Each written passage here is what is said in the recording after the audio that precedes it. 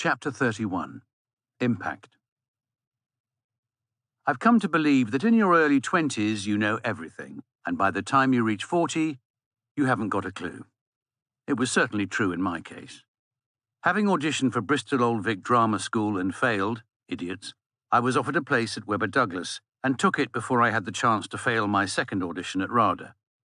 I may have just left Cambridge with a Desmond, a 2-2, as in Archbishop Desmond Tutu, but at this point I was pretty confident about life, its meaning, and everything there was to know about theatre. I had read Simon Callow's book on acting, and hoovered up Stanislavski and Brecht, tried to read about Laban, polished off any number of biographies, and was pretty much an aficionado. I deigned to visit theatres from time to time that summer of 1985, but honestly, the lack of diaphragmatic breathing in some of these so-called professionals and that production of The Seagull was passable, but really the actioning, or evident lack of it, from Constantine was unforgivable. I was a right know-it-all. So it was in this spirit that I grudgingly accepted a friend's last-minute spare ticket to the Barbican to see yet another RSC production. I'd been to a fair few in the last couple of years, and yes, many of them were fine to good, but I wasn't sure I needed another one, thank you, Tim. You can only eat so much ice cream, you know. He then said he'd buy the ice cream, so I said I'd go. I didn't even ask what the show was, I just turned up. I knew the play, of course, but for some reason, probably because I had at least done some work for my finals, I had not tracked or even heard about this particular production. The lights went down, and out of the darkness, a black spider scuttled onto the stage. "Now is the winter of our discontent," began the six-legged creature, which I now realized was a man on crutches, his draping Tudor sleeves completing the optical illusion. "Made glorious summer by this son of York." Within 20 seconds, my thumb had, as it were, crept into my mouth. It was as if I was back at Greenwich Theatre as a kid, watching The Firebird or some other fantastical creation, sweeping me away into a story, making me forget about anything and everything else. All thoughts of breathing techniques and stagecraft vanished. This weird, twisted, funny, horrible man was telling me how wicked he was and how dastardly he was going to be. It was one of the most electric stage performances I had ever witnessed. I've written only a handful of fan letters in my life, and one was to Anthony Sher for that performance as Richard III. I didn't just congratulate him. As well as asking him about the genesis of his thrilling book about creating the character, Year of the King, I thanked him for reminding me what theatre can be. Another fan letter was to the actor Iain Glen.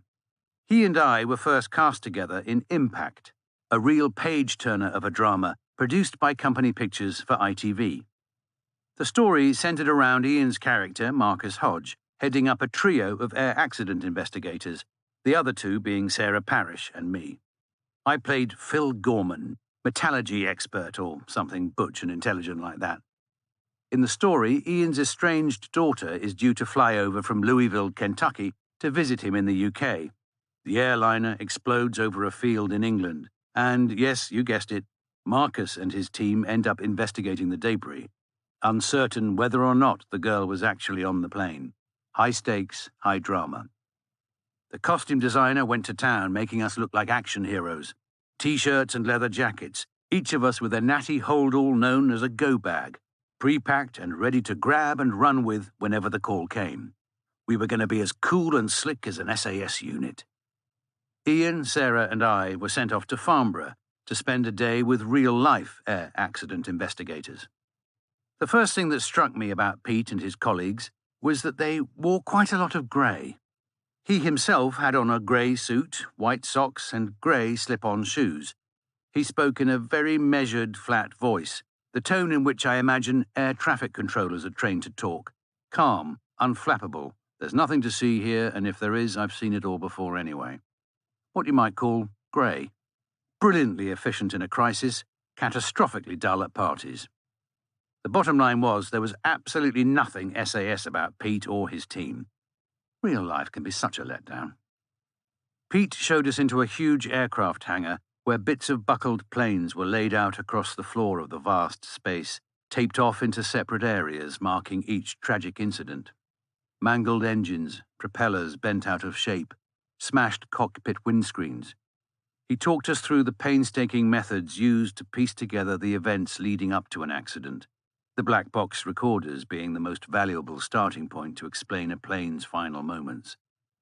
He wasn't allowed to play us any recordings, he said, with the solemn tone of a man who has heard too many last moments.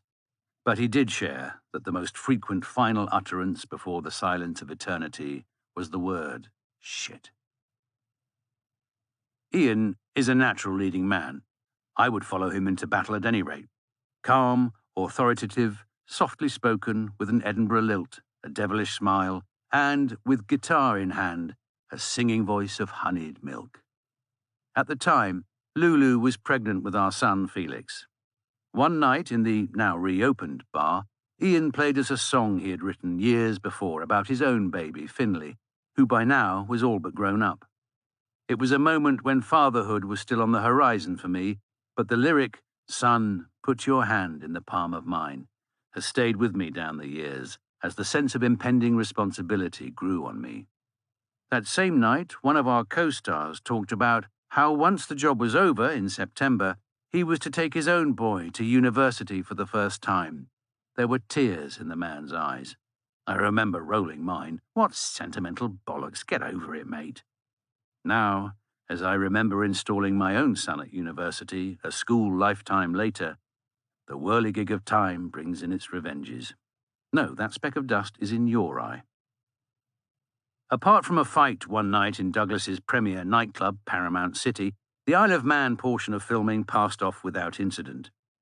We then returned to the mainland to film the main event, the aircraft wreckage. Company Pictures had purchased a disused Boeing 707 and were in the process of breaking it up, the art department creating a crash site across a couple of fields in Hertfordshire. And then came my generation's version of, "Where were you when you heard that JFK had been shot?" I was in the car park at Tesco in Haslemere. It was around lunchtime. I was picking up a sandwich. I rang my agent about something, and her assistant answered the phone, sounding distracted. "Yes, I'll put you through. Sorry, but we've got the telly on in the office, and something really weird's going on in New York. A plane's crashed into one of the Twin Towers." Our producers did the right thing, postponing filming at the crash site and removing the fuselage from the field for several weeks. But it was too late. The design team had been papped preparing the site, and so a couple of newspapers foghorned along the lines of "Insensitive ITV commissions air crash drama on back of New York tragedy," as if scripts are written and go into production within 24 hours. We eventually completed the filming of Impact in October 2001. The somber reality of the tragedy in New York never far from our minds. ITV never broadcast the show. I had heard that Dominic Cook's RSC production of The Crucible at the Gielgud was worth a look. Worth a look or not, my easygoing guitar-playing pal Iain was playing John Proctor, so of course I was going to saunter along. The house was full, the production excellent. But then something happened in Act 4 for which I wasn't prepared. Suddenly, I was no longer watching my friend being superb. I was watching the disintegration of a man in a prison cell, clad only in a soiled loincloth, as a cruel society clamped onto his spirit and began to squeeze tighter and tighter. Sweat began to pool in my palms as, before my eyes, John Proctor's dignity was eroded until only a husk of humanity remained, clinging on to the one thing he had left, his name. It was shattering to watch. There will be those who remained entirely unmoved by the performance, of course. What moves one person won't necessarily touch another. That's why theatre is unique and always personal, and why reviews are so often pointless. But on that particular night, for me, something happened that can only happen in a theatre. Actor and role combined, transporting this member of the audience to a different, visceral level of experience. "Dear Iain," I wrote